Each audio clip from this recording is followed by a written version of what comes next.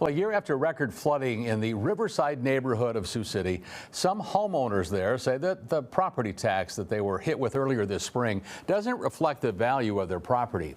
KCAU-9 reporter Travis Chin talked with one Riverside resident and has an update from the city as well. All in our top story tonight at 10 o'clock.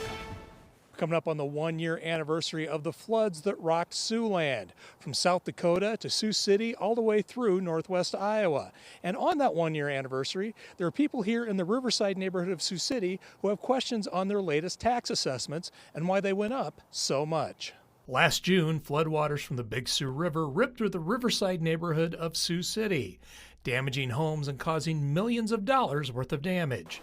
Jim Jones' home at the corner of Wright and Florence in Riverside didn't actually get hit by the floodwaters, but from backed up storm drains. Just out here in the front of our house is the two lowest storm drains on our street, which backed up.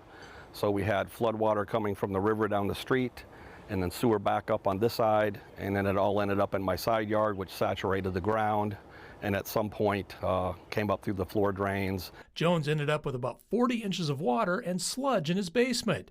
That caused over $57,000 worth of damage and took months to clean and repair. Because of the flood damage to his house, he was concerned about the resale value of the home. That's why he was shocked when he received his property tax assessment in March, and his property tax assessment went up $28,000 to just under $300,000. It was like a slap in the face from the city once again. It's, there's got to be some kind of an exceptional policy, one would assume, in situations like this, especially for the 58 homes here in Riverside that were affected, of why is there not some kind of exception? Why was that not already discussed before they sent out the assessments instead of blanketly doing the assessments?